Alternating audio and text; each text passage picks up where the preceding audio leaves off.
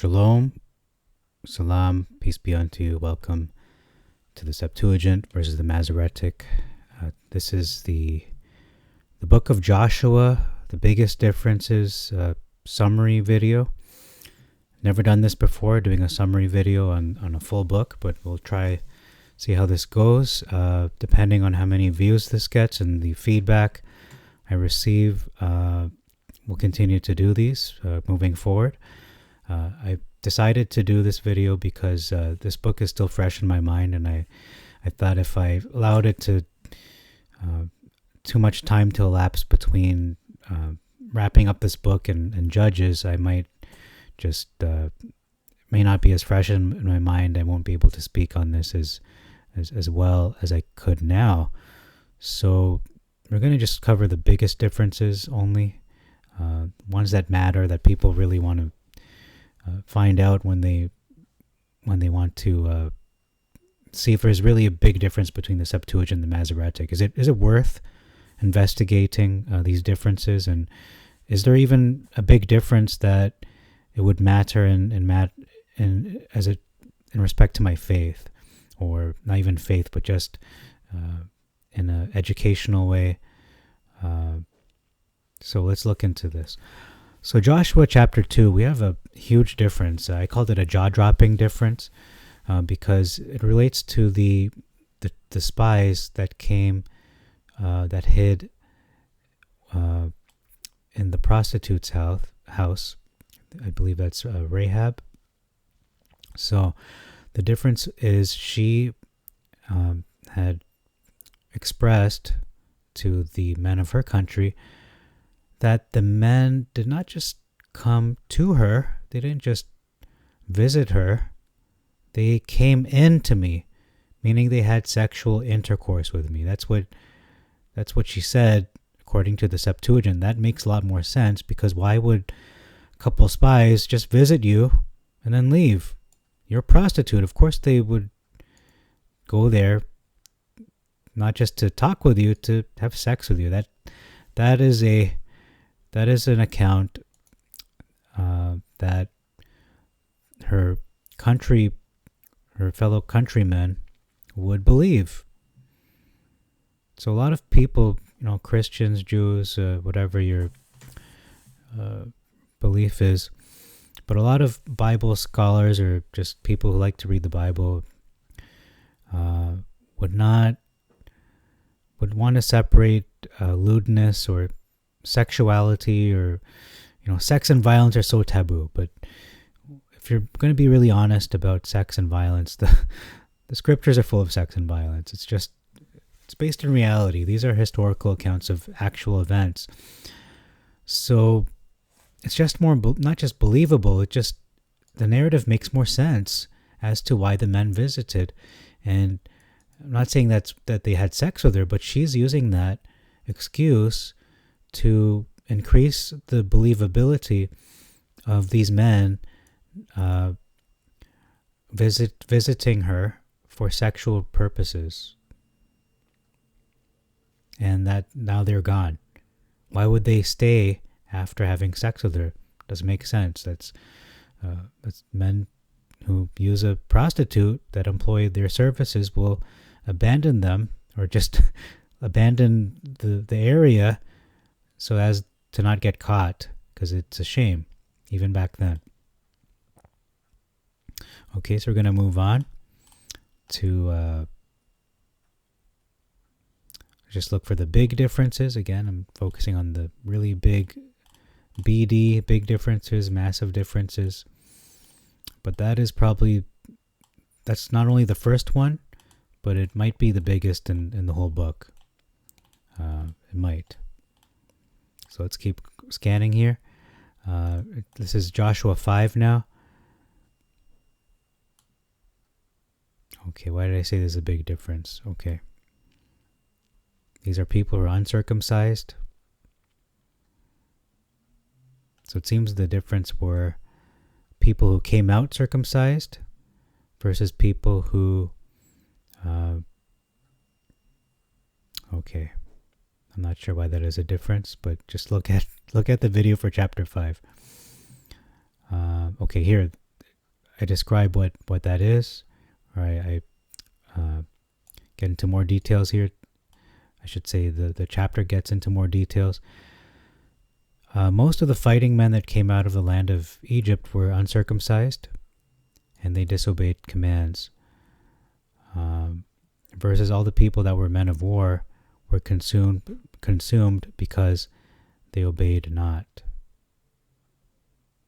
So we can see that they were uncircumcised. That seems to be related with the disobeying of commands. Okay, moving ahead. This might be a longer video than I had hoped for, but again, this is the full book in one video. Okay, I don't see anything there. Okay, this is another pretty big difference. This is the account of when the children of Israel walked around the city of Jericho. This is Joshua chapter 6 now. So in the Septuagint, they walked around the city. Let me just fast forward here. So all the rest of the multitude, they went around the city 6 times, and they did this for 6 days. So in the Masoretic, so this is important. It may seem like a minor difference, but not when you're the one walking around the city. So how many times did they circle Jericho? That is a big difference that I found. So in the Septuagint, okay, in day 1, they went around 1 time. From days 2 to day 6, so day 2, 3, 4, 5, 6, they went around the city 6 times for each of those days. So that's a total of 31 times, not including the 7th day. However, when you include the 7th day, and most mainstream Christians understand this, this is the day they went around 7 times. That's 38 times around the city. How about the Masoretic? It says here they went once around the city on day 1, but from days 2 to 6, they went around 1 time each day. That's a total of only 6 times versus 31 times in the Septuagint. But when you include the 7th day, they went around only 13 times, so 13 to 38. So that is a difference of 25 times. So why is this significant? It's because if you go from walking around the city once a day from days 1 to 6, and then on day 7, you go around 7 times, that could be a shock to the system. This is a lot of people going around the city, and they may not have built up the endurance, the stamina to go around 7 times in that last day. However, if they have been going around the city 6 times a day from days 2 to 6, then by day 7, going around just one more time would not be as difficult, quite frankly. Okay. Okay, so that's all for that chapter. Joshua chapter 7 now. Let's just scan that quickly. So what I noticed in this book, there aren't too many big differences compared to the Torah, the first 5 books of Moses. Okay, in this chapter 7, it says here in verse 25, "Why have you destroyed us? Yah destroy you as at this day." And all Israel stoned him with stones. Versus, "Why have you troubled us? Yah shall trouble you this day." So it's one thing to destroy somebody, it's another thing to trouble them.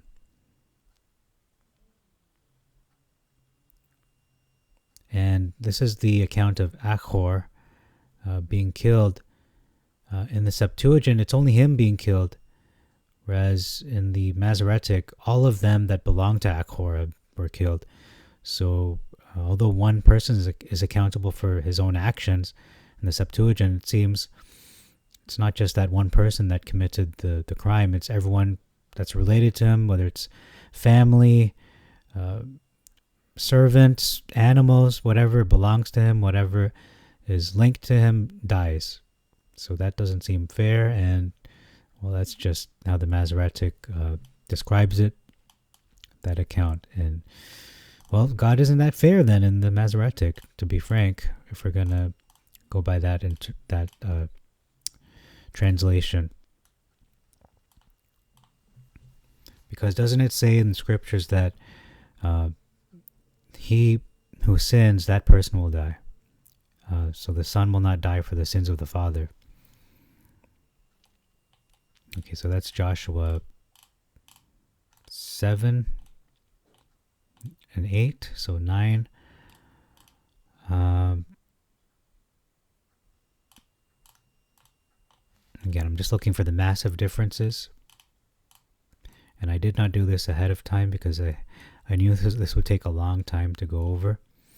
So I do want to save people a bit of time. And that's what this video is for. You don't have to watch all 24 videos, although I do encourage that.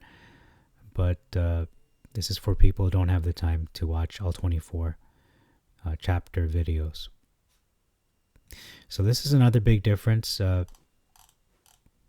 Pretty massive difference, really, in chapter 10 of Joshua. It says here, so who's taking vengeance? You know, the scripture, it says, vengeance is the Lord's. It says, until God executed vengeance on their enemies, versus until the people had avenged themselves upon their enemies. So that is a drastically big difference there between the two translations, because one is agreeing that, vengeance is the Lord's, whereas the Masoretic is saying, no, vengeance is the people's. We take matters into our own hands. The mention of the book of Jasher, that was added. Not that the book of Jasher does not exist, but it was only mentioned in one other place in the Septuagint, but not, it's mentioned in 2 places in the Masoretic, however. And this is one of those that was inserted. Okay. And no one of the children of Israel murmured with his tongue. This is verse 21. Versus none moved his tongue against any of the children of Israel. So the big difference here is no one from Israel complained versus none from outside Israel complained. So it would be illogical, because those from outside Israel, they have a reason to complain, all in part due to the death and the destruction that they left in their trail. Not just that they did, but it's really Yah's doing. Okay, so that's that chapter. And there's a big omission here. The Lord delivered it into the hand of Israel. That was not mentioned in verse 35 of this chapter. Chapter 10. Okay, moving on. I don't see any big ones here.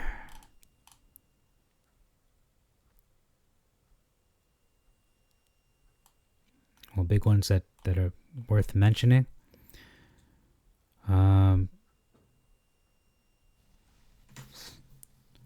Okay, so it seems to be the Anakim are understood to be giants.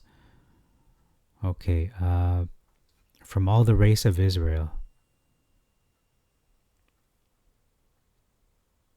Okay, I'm not sure what that's talking about, but please refer to the video, Joshua chapter 11. You can look at that in more detail. I'm not sure what to say about that, to be honest. Off the top of my head, anyway. Okay, so we're all about the halfway point of this book, looking at only the big differences, massive differences that would shake your world, especially Christians, Jews, who believe that this book is not just a fable, but it is history. This is a historical account, and it is true. Everything spoken of in this book. Okay, Joshua 14. Moving on here. Just looking for the big differences. Joshua 15 now.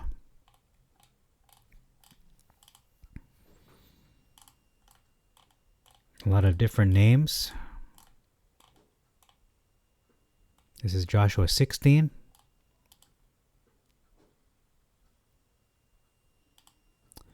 Joshua 17.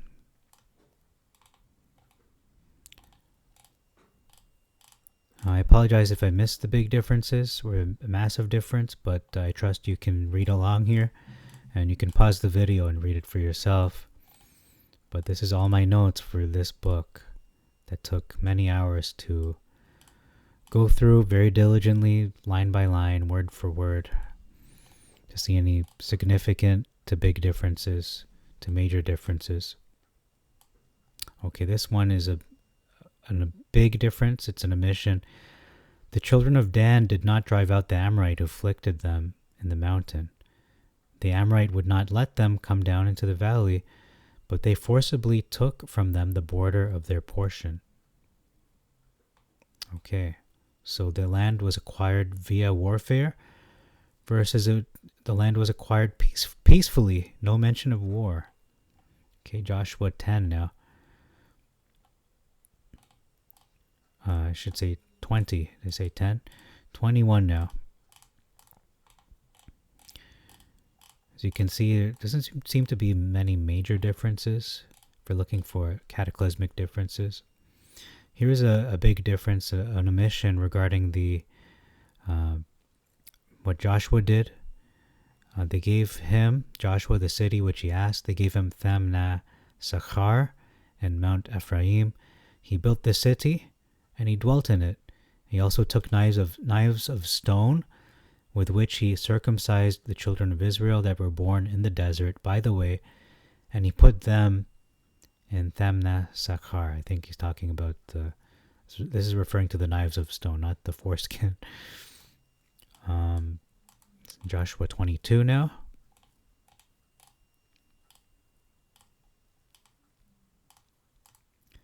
Which we just covered earlier in the day. This seems to be a big difference to me anyway. In verse 19, too little, the land be too little versus the land be unclean. Well, how can the land be unclean? It makes more sense for a land to be too small for somebody. If the land is unclean, they can always cleanse a land. But a land, if it's too little, can't be enlarged unless you take over more pieces of land. And it's no longer the same land. You're taking over parts that don't belong to you. Okay, he himself died alone in his sin. So this is continuing the narrative that Achor died alone in his own sin, not other people dying for his sins. It was him alone who was stoned to death, not his family or associates. So the Masoretic text continues to be incorrect and continues to push that narrative that his family and associates died alongside him, which is not correct. It's not even correct. It's a mischaracterization of Yah, that he would cause other people to suffer for one person's sin, for something that they didn't do. Okay, here's a huge difference. The children of Gad, Reuben, and Manasseh continuing to speak versus the rest of Israel responding to Gad, Reuben, and Manasseh.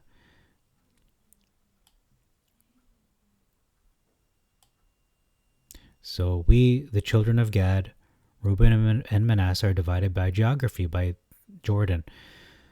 On the other hand, in the Masoretic, it's saying, we, the children of Israel, say this, you children of Gad, Reuben, and Manasseh, you have no part in Yah, and you will cause our children to rebel just like you did. So that is not what is being said.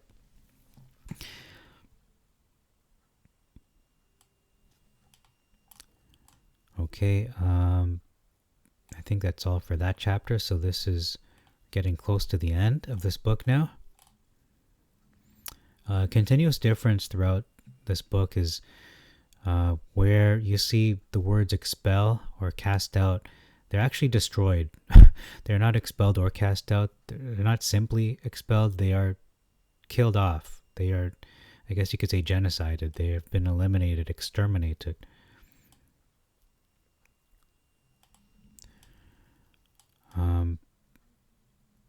again, you can see that in verse 9, the Lord shall destroy them before you, versus Yah has driven out from before you.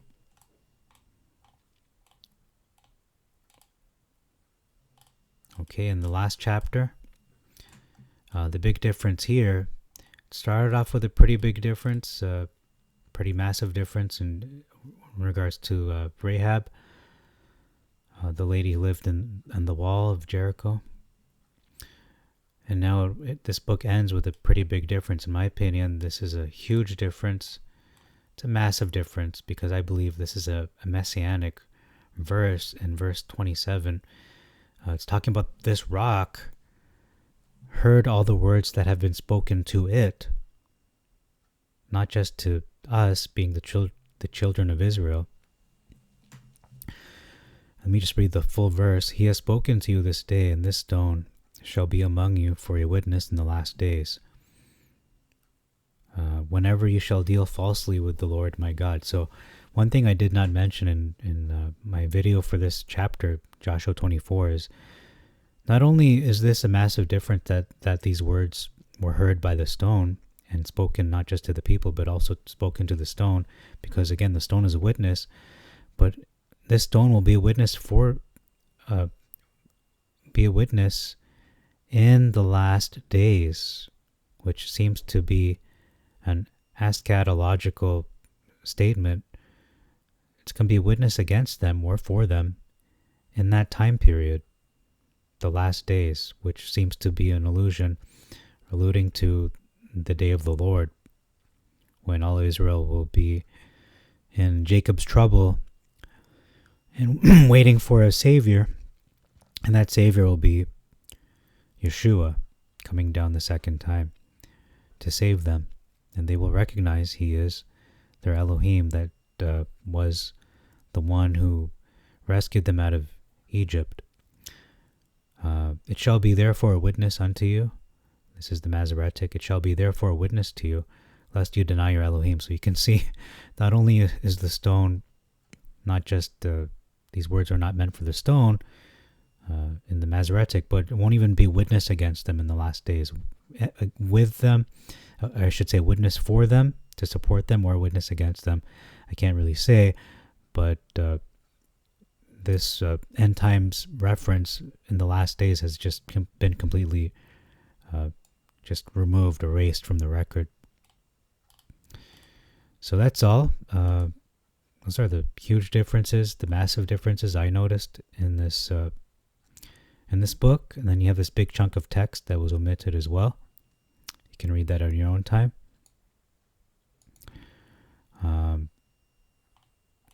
So thank you very much for your time. I hope this was helpful to you. Now you don't have to watch all 24 videos. No, really, this will save you some time if you don't want to watch all 24 videos. I understand that, completely understand. Time is valuable. So that's what this video is for. It's just to give you a summary of the full book, all 24 chapters in one video. So thank you very much for your time. Depending on the number of views to this video and the feedback I receive and comments saying whether I should continue this kind of format after completing a book and looking at the Septuagint and the Masoretic, I will continue this. But otherwise, if not, then I'll just stick to how I've been doing things, just posting the chapters and just letting people watch them at their own leisure. So again, I just want to reiterate, this is the only ministry, or I'm practically the only person I know of that there might be other people, but I'm not familiar with them, that are I'm going through the Septuagint, the translation of the scriptures that came from the original Hebrew scriptures that Moses had recorded, that were translated into Greek, the lingua franca of the day, 300 years, around 200 to 300 years before Jesus Christ, Yeshua HaMashiach, was born in the flesh of a virgin birth. And the Masoretic text, which we know came after the death and resurrection of Jesus Christ. around 300 years after.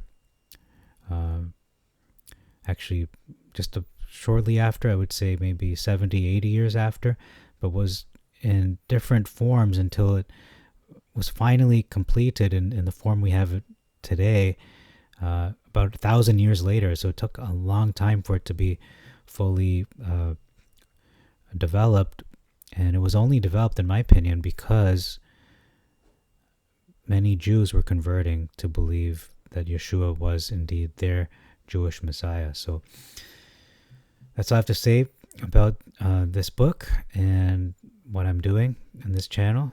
I believe this is my life's mission to do this. So just thank you very much for your time. Please give this video a like.